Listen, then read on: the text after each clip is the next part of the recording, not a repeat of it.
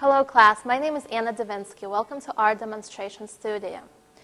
The purpose of this video is to show you different materials and techniques that are used in the visual arts. I will discuss them in basic steps that you will be able to implement into your own assignments. Also, I would like to discuss composition, craftsmanship, and presentation of your work. I would like to begin by discussing your different drawing supplies that you will be able to use to create your own drawings. First off, here we have different types of pencils. Art graphite pencils come in different hardness and softness.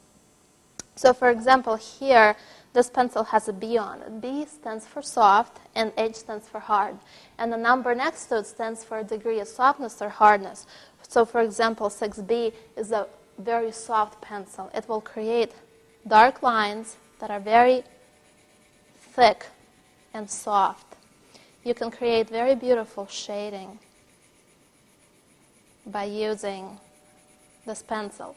If you got a hard pencil such as an H or a 2H or a 4H, your lines would be very thin and dark, but they wouldn't give you this versatile, soft surface. Now over here we have black compressed charcoal, and charcoal gives you a very different effect. Here, as you can see, it has a very soft, velvety quality that can be smudged and manipulated in very many ways. It's very soft.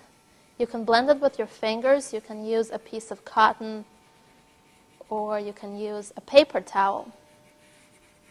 So you can turn it to its side and create delicate lines that vary in thickness. Or you can use the wide part of the charcoal and really manipulate the surface.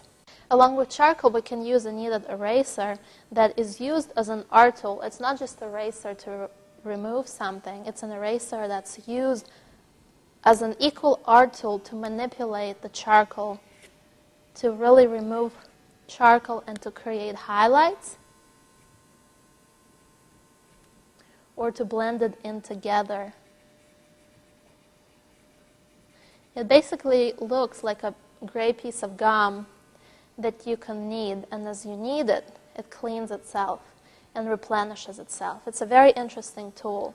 And look what else you can do. You can pull out this charcoal to create different textures and lines. Now the next medium that we can talk about is Conte crayons. Conte crayons are very hard. They're similar to charcoal in their shape, but they're actually much harder and not as chalky. By mixing these Conte crayons together, you can get an old antique look that's very delicate and beautiful. They come in white, red, which looks kind of orange, brown, and they also come in black. Now, when you're using these mediums, the best type of paper to use is either watercolor paper, which is really thick and textured, or you can use drawing paper. Drawing paper that's good quality comes in it comes in a variety of types, but two really famous ones are called Arches or BFK Reeves. And basically, those papers are very thick, and they have a great textured surface, and some of them have a smooth surface, depending on what you're looking for. It's best to use them because if you're using very soft, thin paper, or cheap kind of paper that you would be using to print out papers, computer type of paper, your drawing would soak through it. If you're using paint, or it would tear, it just wouldn't look very presentable. So I recommend using a better type of paper, because if you use great paper, your artwork will show better and you'll be able to show off your skills. Over here we have chalk pastel. Chalk pastels come in different colors and sizes, and basically you can purchase them as a variety in a box, or you can buy them individually. I bought them individually for myself, and here you can see they come in very beautiful, delicate colors, or you can go for very bright colors. So similar to Conte crayon, they're chalky, but they're kind of in between the Conte crayon and charcoal. They're similar and different at the same time. You can use your fingers, a cotton ball, or a paper towel to mix them together. And they're also powdery and very delicate. It's a very exciting and interesting medium to use. Finally, for a drawing medium, you can use ink.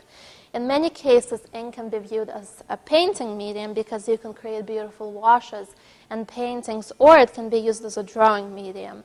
Here I have an ink pen. It comes individually as a plastic handle, and it has a metal nib that goes right into it, and they can be purchased together or separately. And basically what I'm doing is I'm holding it upside down so that the tip is pointing down.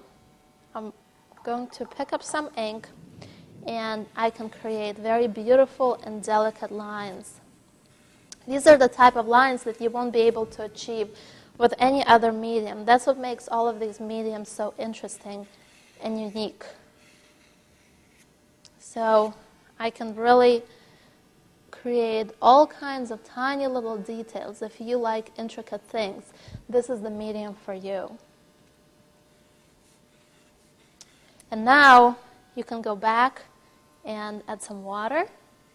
I'm using a Sumi brush, which is a brush that's made out of a bamboo stick, and it has very long hairs, or you can use a regular watercolor brush.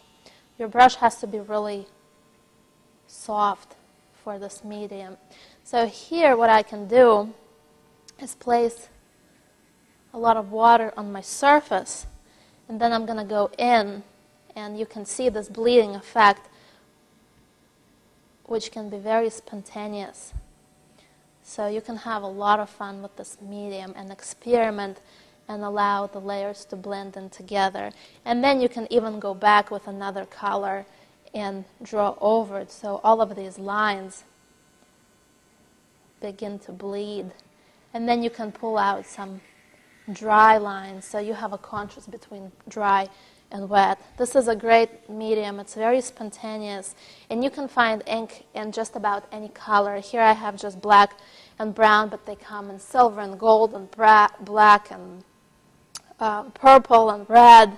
So just about anything is possible with this medium. Now I would like to move on to painting. Two types of paints that I would like to discuss are acrylic paints.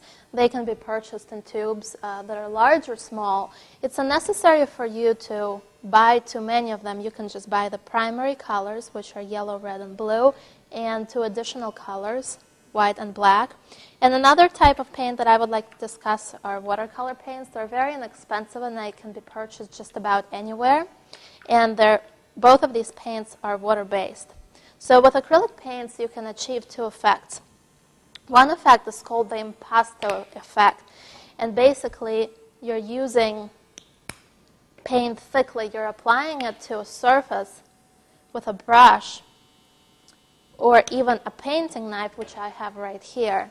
And you're being very expressionistic with it and energetic. And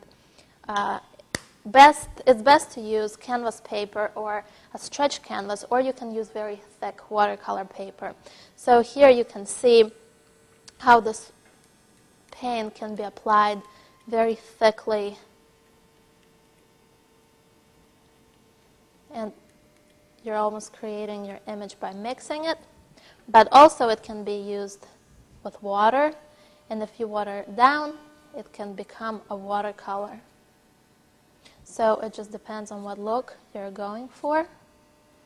And also keep in mind that this paint dries very, very fast. Here in front of me I have watercolor paint. And actually you should use a thicker brush for acrylic and a softer watercolor brush for watercolor paint. And you can see the similarity when both of these paints are watered together.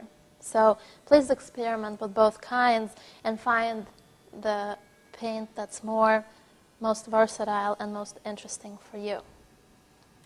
Right now I would like to mention another medium that you can be using for your work, and that medium is mixed media. You can create collages or sculptures using three-dimensional objects or using newspapers or magazine cutouts. So just about anything that you can find around your purchase at a store can be a source of art. So you can tear and cut out interesting shapes and put them together with glue. and that is an example of a collage or a mixed media artwork. And finally, the last medium in this class will be discussed as photography. Photography is an important part of any art. It can be used as its own medium to document everything around you, or it can be used to document your own work. So we're going to discuss different ways you can zoom in on an artwork, pay attention to light and shadow, and select the best angle so your artwork is most presentable.